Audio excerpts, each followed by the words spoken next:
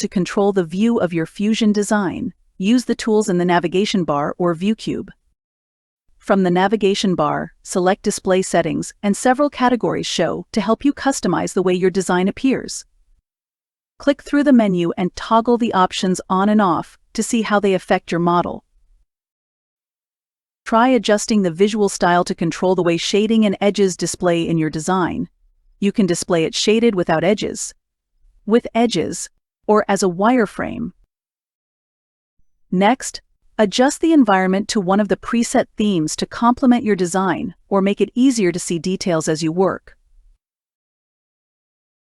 In the effects options, you can choose to show or hide the environment dome, ground plane, ground shadow, ground reflection, object shadow, ambient occlusion, and anti-aliasing.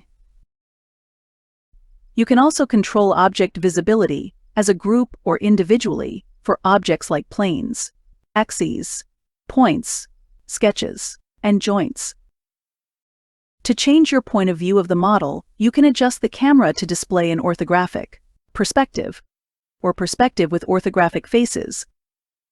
Note that perspective with orthographic faces shows a perspective view of your design, while in a 3D view. But when you switch to an orthographic view like right, you see an accurate, orthographic representation of your design. You can also adjust the ground plane offset. By default, this is set to adaptive and adjusts automatically as you work. However, when you deselect adaptive, you can drag the ground plane offset up or down to suit your needs. Click Grid and Snaps to view all the options you can use to adjust the grid. Turn the layout grid on or off, and toggle the layout grid lock and snap to grid options. From the Grid and Snaps menu, select Grid Settings. This opens the Grid Settings dialog. By default, the grid settings are set to adaptive, so the spacing and subdivisions adjust as you zoom in and out. Select Fixed. Now you have the option to set major grid spacing, minor subdivisions, and reference numbers that will remain the same as you navigate your design. Close the Grid Settings dialog. Back in the navigation bar, click the Grid and Snaps menu. Enable Incremental Move, and then select Set Increments. The Set Increments dialog opens. Again, by default, this is set to adaptive, so the linear and rotation increments adjust as you zoom in and out. Select Fixed. Now, you can set the linear and rotation increments to remain the same as you navigate your design. Click OK. To see how this works and move an object incrementally, press M, and then select a part of the assembly. Then, toggle on Incremental Move. Drag the part and notice how it moves along the grid according to the set fixed increments. Toggle off Incremental Move so that you can move it without regard to the set increments. This time, the part moves smoothly.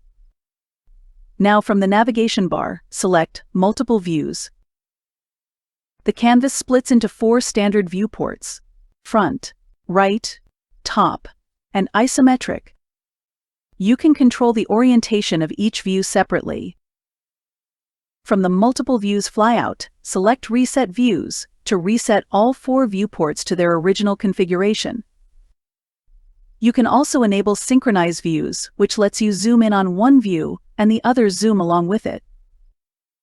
From the View Cube menu, switch the camera view to the 3 settings that are also available in the navigation bar. You can also set your current view as Home, Front, or Top View, or reset them. Save custom-named views to help you navigate your design more easily. In the browser, right-click the Named Views folder and choose New Named View. Your custom view will appear at the bottom of the list, where you can rename it. Adjusting display settings in Fusion lets you customize the way you view and navigate both the workspace and your model.